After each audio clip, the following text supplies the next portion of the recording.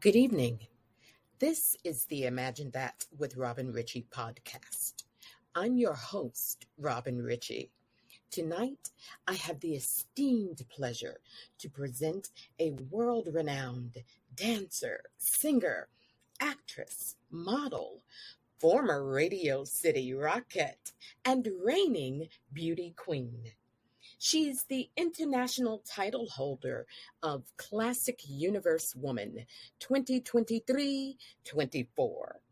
So wherever you are on the planet, please join me in giving a warm round of applause for the incomparable MARQUE MUNDAY.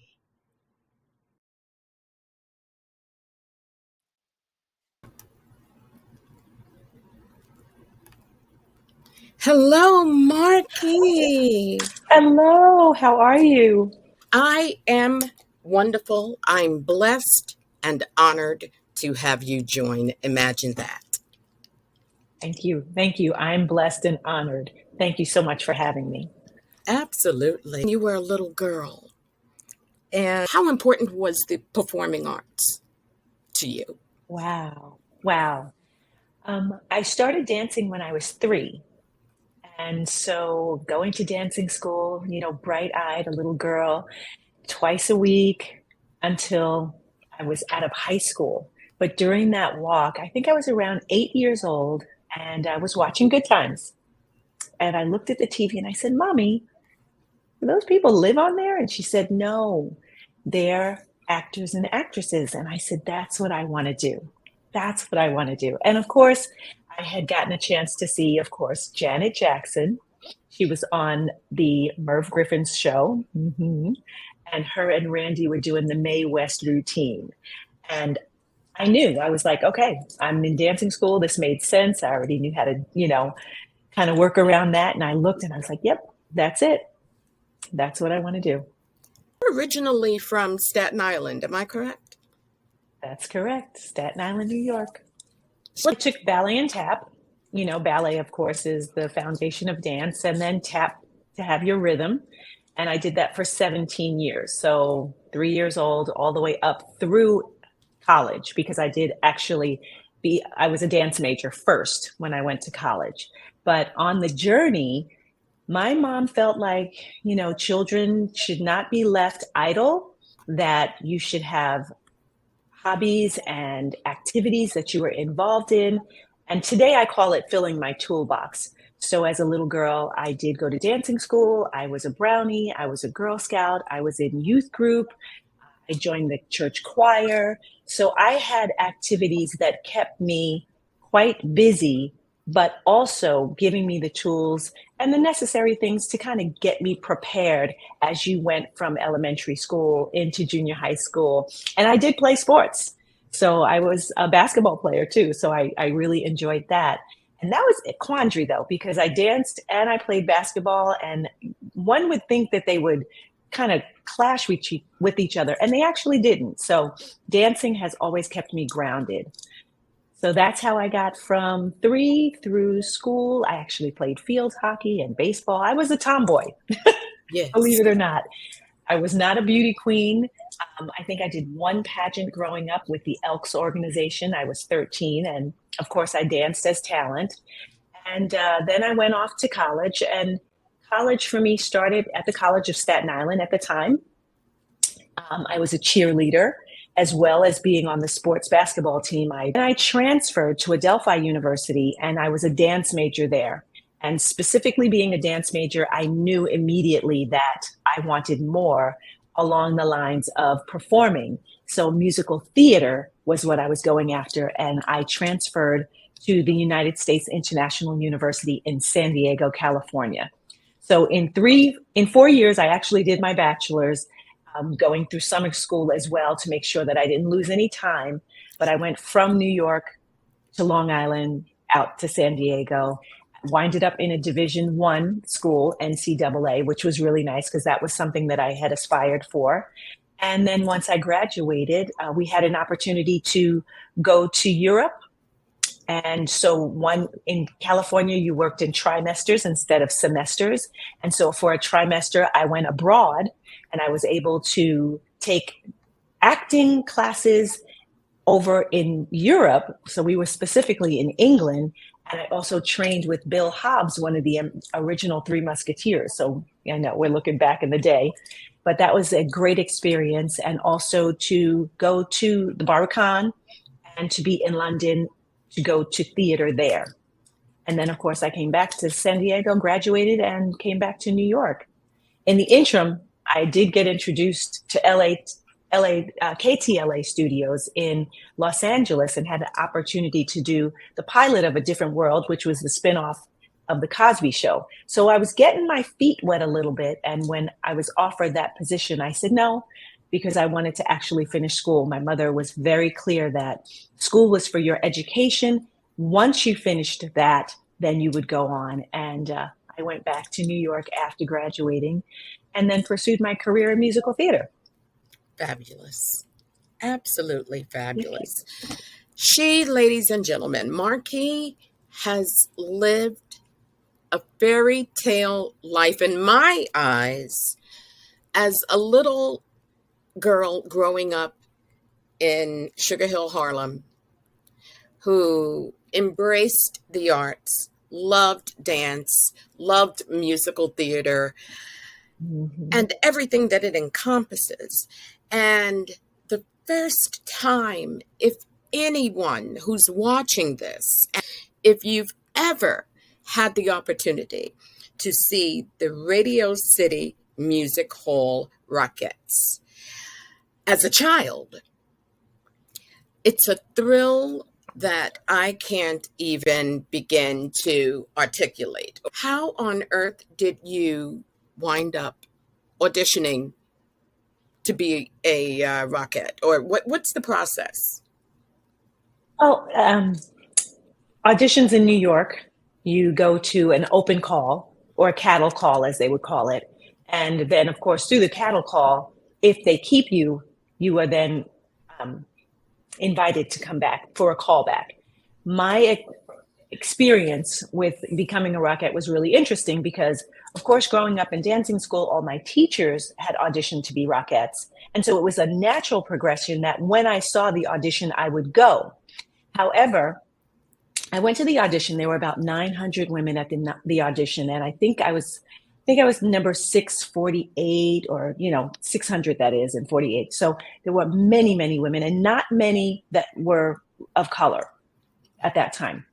And so I went to the audition, and when you train for musical theater and you train to do this whole thing in New York, the bottom line is, it's a numbers game, and you just keep going to auditions. So it's great if you get a call back. If not, you had a great class, you keep a smile and you keep it moving. After we finished the preliminary auditions and they broke us down into a kick line, and we did that kick line and they broke that down again, I looked around the room and I was still there. So that was fabulous. And I thought, oh, this is wonderful. But they thanked us and said that if they were interested, they would call you. So you still had to wait to see if they were going to call you to come back. Sure. I did get the call. And when I got the call, I was excited. I thought, this is wonderful. I was going to go in for the callback on a Thursday. I had a temp job. And so in the morning, I would get up. I would go to the Health and Racket Club. I taught aerobics and body sculpting class. Then I would quickly shower, change, and I would go to whatever temp job I was at. I think I might have been working Merrill Lynch at the time, or one of the broker houses downtown in Manhattan. And so I said, great. The audition callback is between 10 and 1. So I can go to work in the morning, quickly take my lunch early, go to Midtown, get to Radio City, and I can make the callback. I thought, okay, great. They called me, said this is what was going to happen. I told a few people at work, and they wished me luck, and off I went. I got to Midtown. Everything was going fabulous. I got over to 6th Avenue to Radio City Music Hall, to 51st Street, and I opened the door to go in for the callback, and all of these women were flooding out the door, and I thought, what just happened? And of course, one girl looked right at me and said, you missed it. I was mortified. I thought, what just happened? Did I just blow it? Like, the doorman said to me, wait a second, I'll call up to the rehearsal hall and see if they are still there. Lo and behold, they were still there. They had someone come down to get me and bring me up, and they were like, oh my gosh, we thought something happened to you. And I said, I am so sorry. I understood that I had a window of time to come for the callback. They said, don't worry about it. Do you remember the routines? And I said, absolutely, absolutely. Of course, you practice. Every night I practice. I stood in front of my break front kicking to make sure you were not moving. If I would have moved, I would have lost a foot.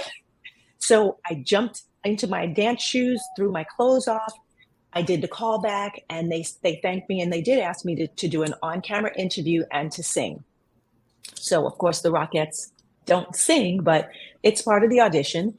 And so I sang, and when I left, I thanked them graciously because now I was doing a callback by myself. And I got home and I thought, okay, it's over. We'll see what happens now. This was, I believe, in April. And I had been doing a show in Europe. I had gone on tour for a musical that was called Golden Musicals of Broadway. It was a bus and truck, non-union, in Europe. So we flew into Switzerland. And while I was over there, I went back. And while I was over there, my mom got a hold of me and said, hey, Radio City called and they want you. And so I winded up having to leave the tour in October. So I was on a 6-month tour, and I basically broke my contract and said, Radio City called and I'm going to go back and take this job.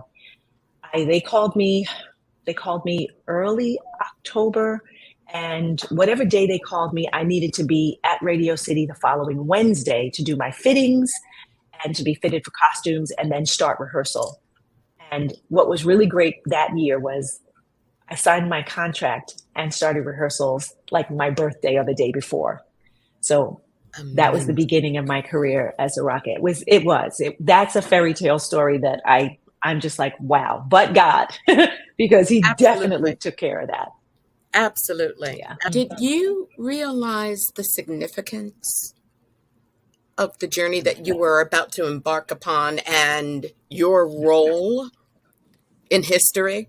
No. No. That would have been way too much pressure. When I became a Rockette and we were in rehearsals, I have to say that this was the hardest show and job experience at that point in my life. And things were pretty heated. It wasn't easy. And I actually, in the first 2 weeks, almost quit. And there was a young lady that, there were 9 women hired out of those 900 women. And one of the women that I was hired with looked at me and said, you don't let anybody take your job. You earned this. And so literally that gave me the gumption and the gusto. Right, exactly. Thank God for her, because there was some challenges that I had not experienced in theater, in rehearsing, in a cast life, that were just a little bit more than I really was equipped to handle. And here's the deal. Like when you say, did I realize? The one thing I did realize was my parents were elated. And so I could not go and complain to them or share with them the things that I was experiencing. So I was really like having to hold all of that in. The other thing that we know as performers and dancers, never let them see you sweat. Right. I mean, if you do that, you are sunk. And so quickly I learned to pull up those big girl britches and keep it moving forward.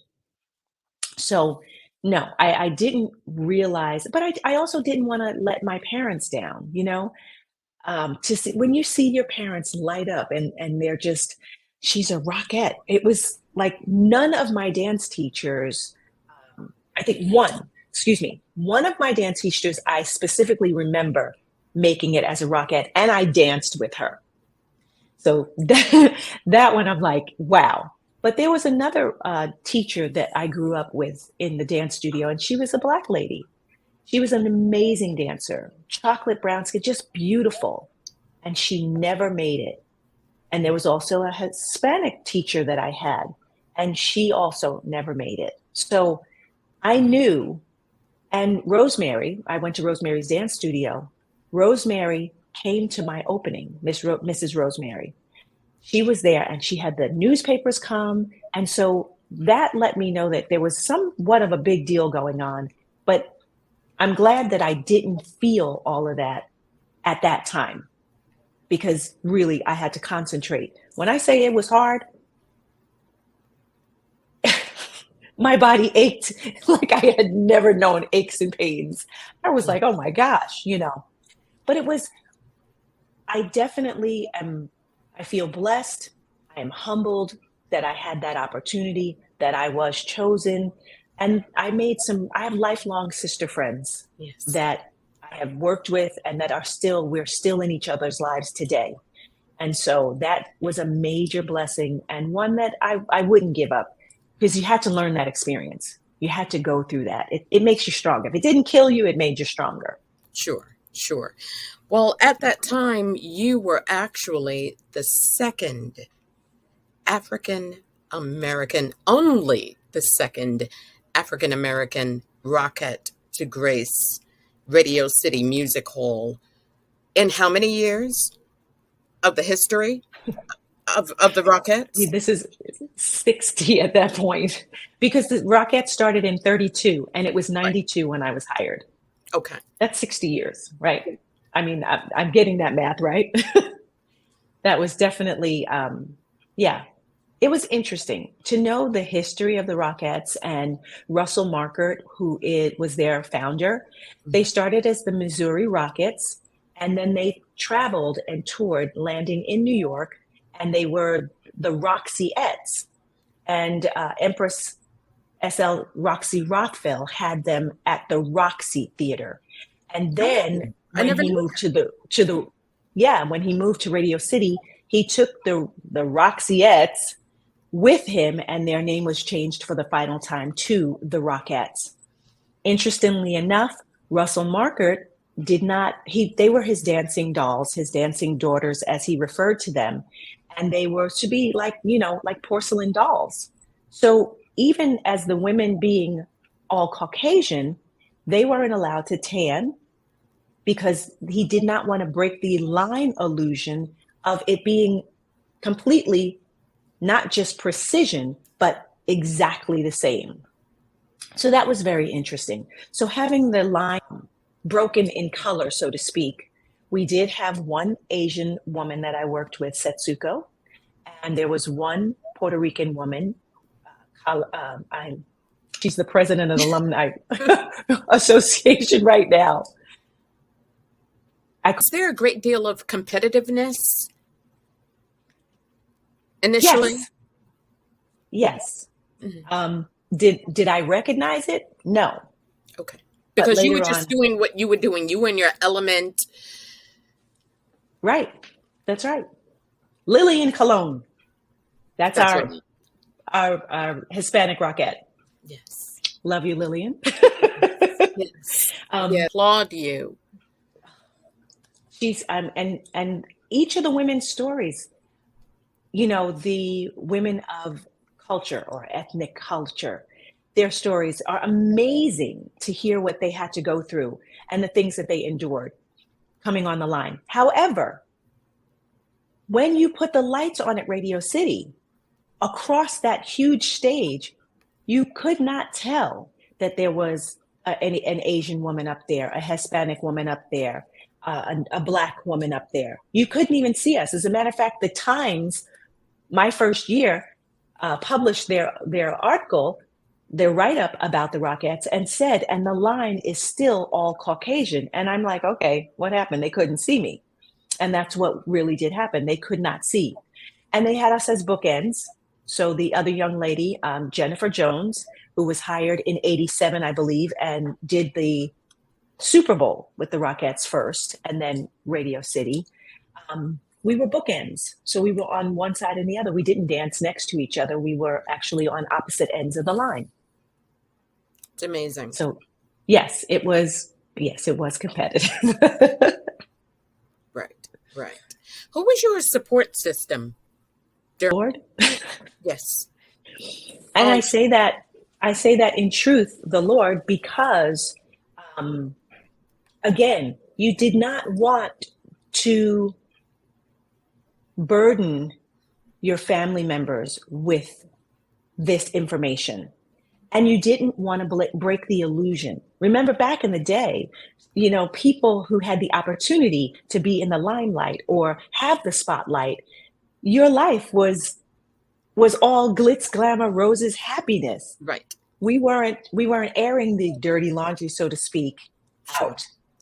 And you signed non-disclosure clauses, by the way, that made sure that you kept that illusion and that kept face, as they would say. So no, I did not disclose the things that were going on or the things that I was feeling. I did have a dresser that I was able to confide in. Of course, she was working right there with me at the hall. And so I had the opportunity, every once in a while to shed a tear in private. But that was not, again, never let them see you sweat. We're talking 8 years you spent with Radio City, right? Yes. Did it improve for you? Yes, it did improve. The wonderful thing was they had the tour that was the Great Radio City Spectacular. Now, I would have loved to be on the tour. However, I was not brought in to that show until it landed here in Las Vegas, which of course changed the direction of my life because I now still am in Las Vegas. That changeover in location, I had went to school in San Diego, and so I knew I really did enjoy living on the West Coast. The lifestyle was a lot friendlier. The weather was beautiful, and so being here, I did make that decision to stay here. I did get married. I had my son, and having a child, I knew what growing up in New York was like. And I said, yeah, I think I'm going to stay here. And so that's what I did. I do travel back and forth to New York quite often. And, back then and even now. So growth, I grew up. I became an adult out here. Sure. Yeah. Well, Marquis, how did you find the balance between a magnificent career and family? I don't know that was a balance. However, I kicked my way through it because I chose to stay out here 3,000 miles away from my family. I didn't have the family support system to, my mom didn't babysit my child. Right. I had to send my child to New York for summers. We had summer trips to see our grandparents. So that's what made sense to me. And so me moving away, it made sense. I had my child. That meant that I could take the opportunity to really develop my family and my child, but they were very supportive. My parents did come out and visit me here in Las Vegas. And of course, I did go back to New York. So we had that back and forth. And balance-wise, my son went on many jobs with me. So he was in my belly when I was dancing here as a Rockette. Then, of course, I had him and I went right back to work. And so he grew up, as you could see, he's there with Santa. Yes. We had a Christmas show in Las Vegas that was part of our show as we evolved, the 60th anniversary, the spectacular. And then during Christmas time, we had the Christmas show. And then from there, once the show closed, I took on other opportunities. I wanted to sing with a band. So I had a band that I was not only involved in, but we did the inaugural cruise of the Disney Wonder cruise ship. And so for that, it was a 4-month contract. So my son went to New York while I went out on a cruise. And then my parents and my son came back for the final cruise so that they could see me and I could have him on it was Disney. We had all the Disney characters. And so he was a little boy. He was 3 at the time, turning 4. And so that was great fun for him. We drove from Florida back to Las Vegas. And then from there, I took on things like impersonating. Here in Las Vegas, it was great money for you to turn into somebody else. Diana Ross, Donna Summer. Of course, there were Elvises on every corner. And so Absolutely. I went into the world of impersonating. And so that was another great thing. I did Legendary Superstars in Albuquerque, New Mexico, of which Marcus and I got in the car. We went on the road, and him and I. His father is a musician, and so he had his gigs, and I didn't let that stop me. My son and I were walking in the supermarket one day, and I think he was 5 years old, and Diana Ross was singing Can't Hurry Love or Stop in the Name of Love, and he went, Mama. And I said, Oh, oh, baby. Oh, I sweet. could only wish. Yeah, I mean, when he was learning his alphabet, the letter W stood for wig because mommy always had these big wigs. And so we just incorporated those things into life. I Sure. had him in karate as a child, and he went from white belt to purple belt. As I traveled, and that's the way we did that life balance in that situation. I was also had Bible study groups that I was with, so he had a lot of Bible study friend families that he was able to stay with, especially because I was working nights and with a child, we kind of turned those days back and forth. I Yes. ended up teaching at the little preschool that he went to. And, as women, we do what we have to make it work. Absolutely. Absolutely. And clearly you've done a wonderful job. Oh, thank you. I appreciate that. He is a healthy young man, and very, very poised and very giving and loving. He's a very kind young man. When I became a wife and I became a mom, as our daughter grew older,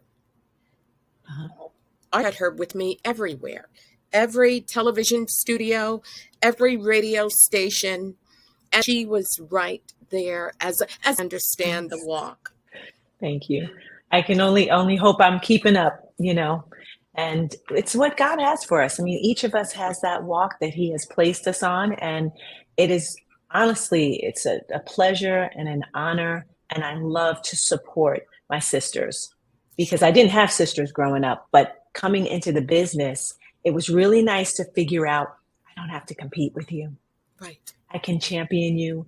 I can support you. I can clap. I can be there and show up. Because you know what? We need that. Right. We need that. And to be honest with you, we don't practice it enough. And this is why I'm so honored. When I tell you I'm so moved and so impressed by not just her resume, not just all of the stages she's danced across, but who she is as a woman, who she is at her core. And that's what touches me, because the Imagine That with Robin Richie podcast is created to serve as a formidable space and opportunity to present, to highlight, and magnify the accomplishments of others. That's it, and to help someone else in some way, form, or fashion to move forward. It's important when you have the ability to do this, to be able to create a positive narrative, that of which isn't always provided to us, right, or for us, when it comes from outside sources. That's right. Let's talk about this title, my dear. This wonderful, wonderful honor. The interesting thing growing up in New York, I did not know about Juneteenth. I didn't learn about Juneteenth until I was out here in Vegas, and there was a festival. They were having the festivities, food trucks, and so on and so forth. And everybody was saying Juneteenth, Juneteenth. And I'm like, what is that? Well, this particular year, I went specifically to find out more about it. And while I was there, they said, well, if you really want to know more about it, see this lady, Deborah Evans. So I was very interested in learning the history of Juneteenth, of course, African-American culture and history here for us in the United States. And during that, they said, well, we have something called a scholarship program pageant. And I thought, that's definitely up my line. I'm in entertainment. and they used young ladies between the ages of 14 and 19 years old. And they're doing scholarships for them. And I said, okay, well, I had a dance company of my own, a performing arts company called Witness Performing Arts, nonprofit. And I taught children dance from ages 3 to 17, ballet and tap, hip hop. I actually had a music program, but I really did not have any understanding of how you would run a pageant, the things that are needed. Needless to say, I did put on a nice recital for them, and they were very happy with it. And I was honored and humbled that I was able to do something that they thought was worthy. Yes. When I got back to Las Vegas with Miss D, she said, well, it looks like we should kind of move forward. It looks like, maybe we should have a state program here. And would you be interested in working on that? So yes, I said, of course I would be interested in working on that, but God, I need some help and I need to understand what pageants are. And of course, one of my Rockette sisters was also in the pageant world and said, oh, sure, I can give you some information about that, and invited me to a dinner. And this dinner was the director of Classic Universe Pageant Systems. And she said, was telling us all about it. This is an adult pageant, women adult ages at the time, it was 40 and up, for women to accept themselves, embrace their possibilities, join a sisterhood of like-mindedness, and use their power to empower others. And I thought, that's perfect. I can jump in this pageant, I can learn all about pageant systems, and then I can take this to the Juneteenth organization, and we can sculpt and mold a pageant system, a scholarship program pageant system that would work for our young ladies. I did not know I was going to win. I had no idea, but I went into this with my eyes wide open, saying, I've got to get every single portion down to understand it. So I went to coaching sessions. I went to workshops. I did my community service. I was out in the community wearing my sash and my crown. I was doing the social media portion of it, just so that I could say, this is how you do it. As well, I had to get sponsorships, because you have ad booklets. So now you're walking around with, it wasn't quite this large, a crown and a sash on with no rhinestones. Hi, I'm the Classic Universe delegate for Nevada. My name is MARQUE MUNDAY, and we are here to help women accept themselves. I had to go through that whole process and explain it to them. And I was met with wonderful people that were supportive. Fabulous. So I was able to get ad pages. I had business jump on board. Of course, all of the people that I perform with, they were more than happy to help me out. They opened doors and platforms for me to go and do volunteer stuff at their events, so I was there and available to work, basically do my community service, through them. Now I was ready to sit down with the president of the Juneteenth Nevada organization and say, okay, what would we like and how would we like that to look? And she explained to me that Juneteenth is a scholarship program for us to teach our young ladies, and eventually a platform for young men as well, to learn their history, the Juneteenth history, their cultural history, their background, American history, yes. Black history. And so then I dived into their Juneteenth 101 program, which is education, and learned what the components were. They have freedom documents. You have the Emancipation Proclamation, the 13th Amendment to the Constitution, and General Order Number 3. So these are the 3 freedom documents that are the staple of the scholarship program pageant for the young ladies to learn and understand. And basically that gives you a foundation in our history of how we went from enslaved to free, and the journey and the challenges that we have been going on for years, that we still are even today looking at and dealing with. And so this is how the pageant came into my life. Taking the crown and actually wearing the crown. I've taken it, it's an international crown, so I've been out of the country with it.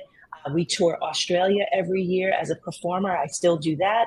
And so I'm over there and I'm talking with people about Juneteenth and women as well, so that there were ladies that I was with. And again, we don't think of it as a competition. More, it's the sisterhood coming together, yes. And you're realizing what your talents are, what your gifts are, so that Sure. I can celebrate you and champion you and be there to support you, if necessary. Our Juneteenth Scholarship Program pageant is June 1st here in Las Vegas, Nevada. We'll be at the West Las Vegas Library Theater. We do our meetings at the West Las Vegas Arts Center. And it's been a really good opportunity for me to not only learn the history, Black history of Nevada, but to dig into our history as in general and as a whole. Because again, my parents were from the South. My mom and my mom's parents, my grandparents were sharecroppers. Well, sharecropping came directly out of that Emancipation Proclamation when they said, okay, you have to free those who are enslaved.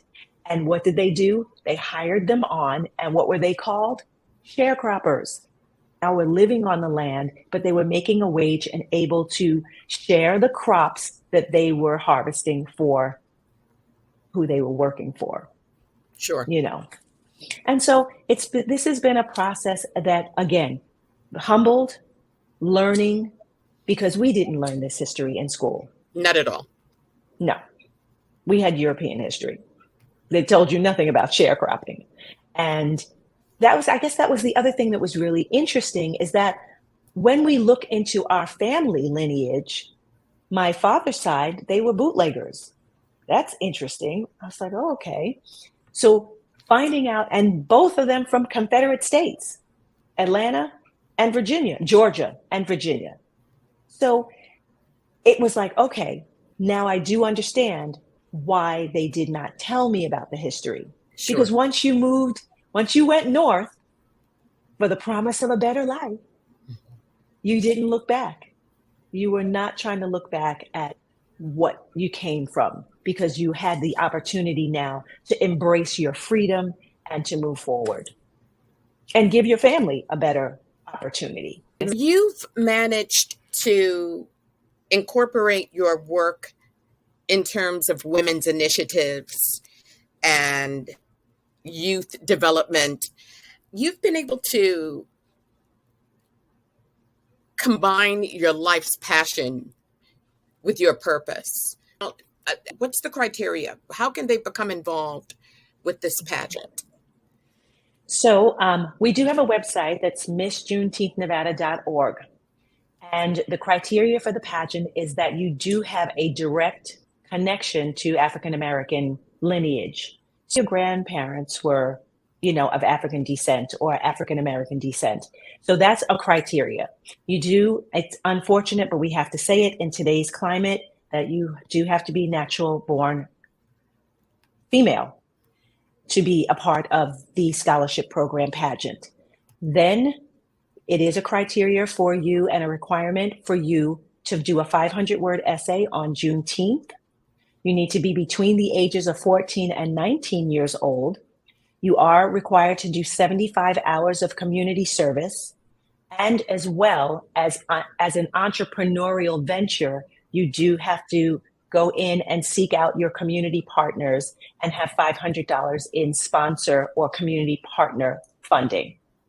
There is a registration coming into the pageant, and oftentimes we are able to circumvent that by having scholarships or community partners that are willing to sponsor a delegate.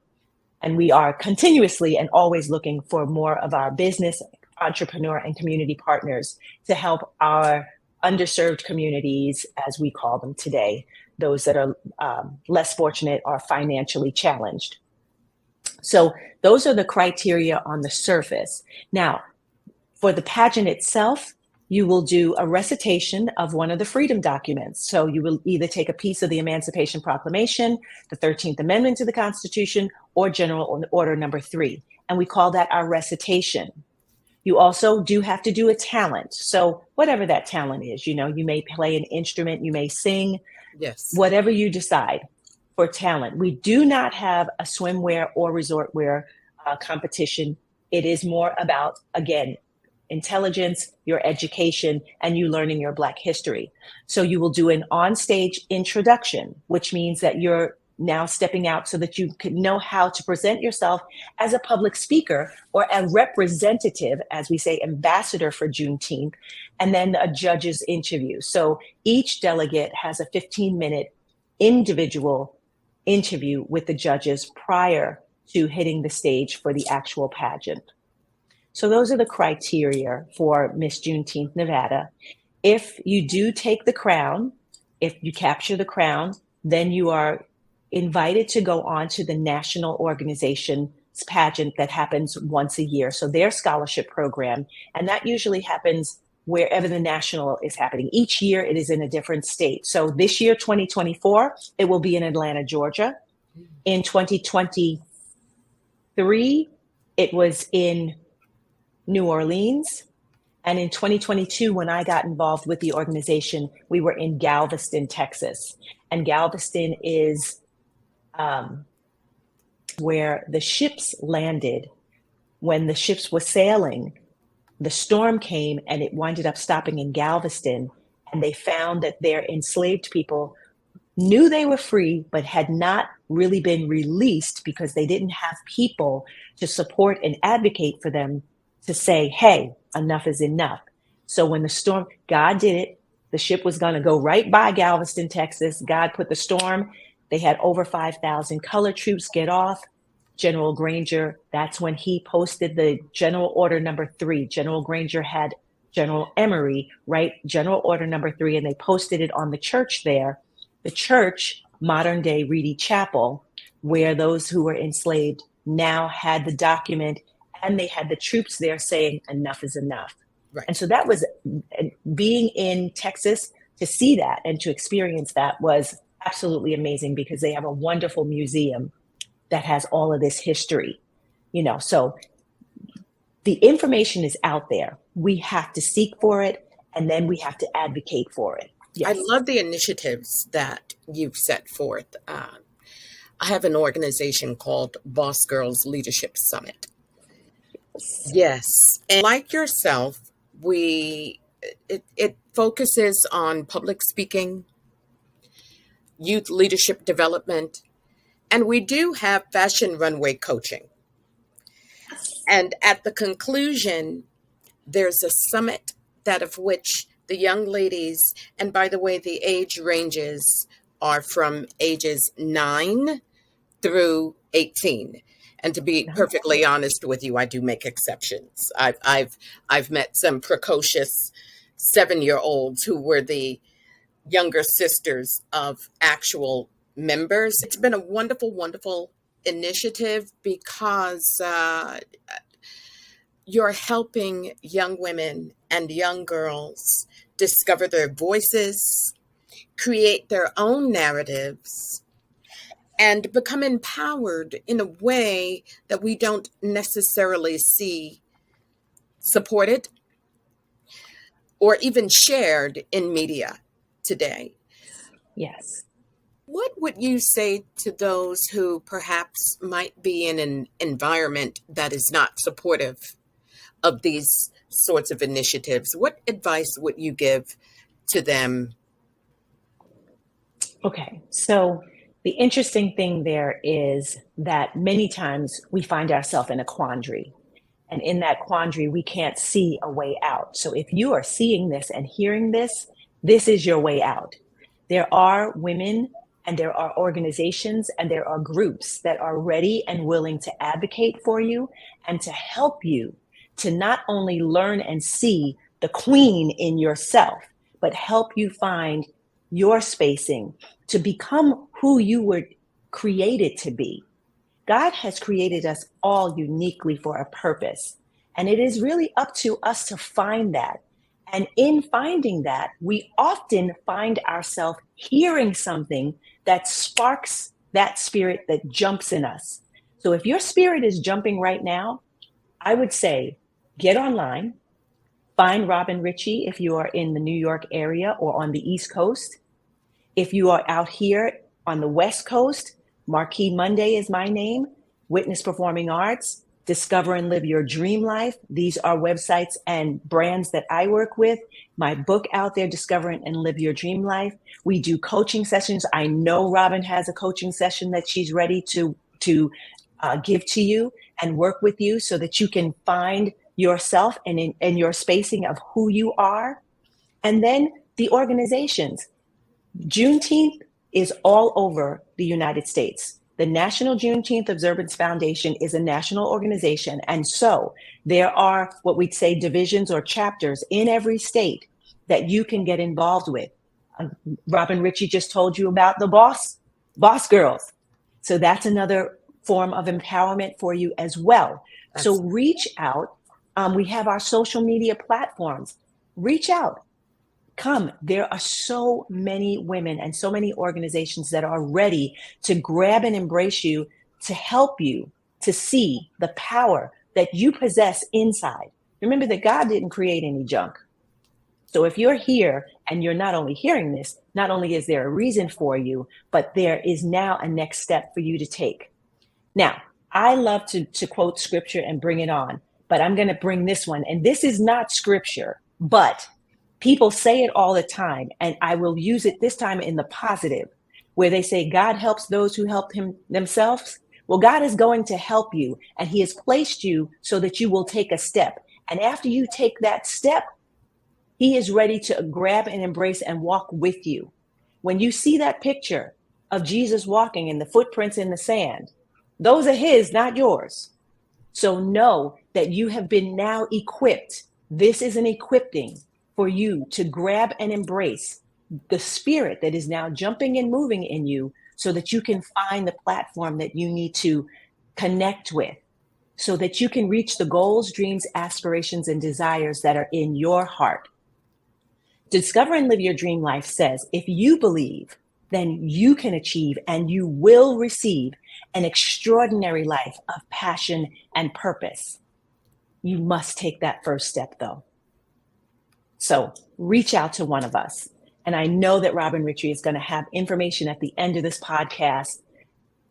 Email, social media, drop us a line if there's a chat, and we will look for that so that we can get you connected wherever you are, whether that's on the East Coast, the West Coast, the Midwest, even in Europe at this point. We're worldwide. So there is an organization out there, and know that there are women out there who are championing causes specifically for what you need. We know there are challenges out there, but as an intentional woman and as a woman who takes seriously what God has placed inside, for you to get to that place, that's the purpose that he has for me, to make sure that you reach your goals, dreams, aspirations, and desires. This is actually your ministry. Absolutely. As this is mine. And often people don't get that. You know, they're dazzled by the glam and the glitz. And they don't see often beyond the surface. I pray to be a vessel of positivity. And I always have all my life. So it takes a lot in order to reach these strides, in order to implement these ideas in a way that is not compromised and in a way that celebrates integrity. Yes. I'm beginning to see in today's day and age, it almost feels as if there really isn't much of an appreciation rather for those attributes. And I don't know if you ever have similar thoughts. Definitely. We definitely, in the climate today, we definitely have the challenges in our life as women not being supported, not having platforms that celebrate us. We are still fighting for equal wages. We're still fighting for equal job opportunity. So, of course, we're still going to have the challenge in our African American lives, you know, we went through the pandemic. We went through Black Lives Matter. Yes. Then we went into Asian Lives Matter. Somebody finally threw it out there and said, all lives matter. Absolutely, all lives matter. One of the things that I, because of Juneteenth, noticed, do you know that Mississippi did not sign the 13th Amendment, the ratification to the 13th Amendment, until 2013? That's insane. Right. That's 11 years ago. Women could have still been unable to vote. Actually, they could, in Mississippi, we could have still been enslaved. How about that? Right. And right now, in the social climate, we're looking at Arizona, who has dug up a law from 1864 saying that if a woman is raped, the man will not be prosecuted. Now, this is 2024. What in the world are we doing digging up laws from 1864, pre the Emancipation Proclamation? Right. So yes, that we do have challenges, which is why it is so important for us as women, in a general sense, to embrace a sisterhood.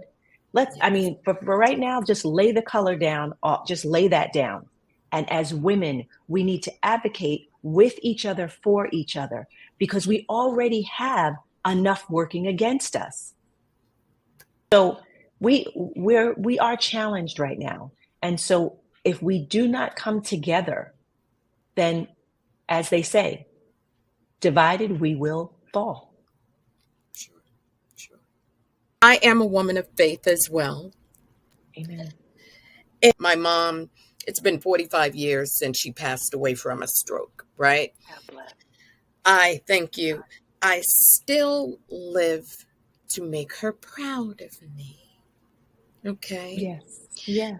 And so all of the things that I do in trying to honor and celebrate the accomplishments of others, I look to be a credit to my race. Amen. And to human beings. Yes. To everyone. So from the bottom of my heart, I want to say to you, Miss MARQUE, Munday, all of the very best and blessed that God has for you. And I thank you for joining us on the Imagine That with Robin Richie podcast. And on behalf of all of our viewers and listeners, MARQUE Munday, worship leader, dancer, singer, actress, humanitarian, Amen. Victorious, Amen. and beautiful, outside and in. Thank you. Thank you so much again. Thank you. And back at you, because sister, you are doing the darn thing. So thank you. Thank you for having the platform to put us out there and to celebrate us as we can celebrate you. All the best and continued to you. And once again, this has been MARQUE Munday. She is Classic Universe Woman 2023-24. The international title holder, by the way. Thank you once again for joining us. And thank you so much, ladies and gentlemen, for joining me on the Imagine That with Robin Richie podcast.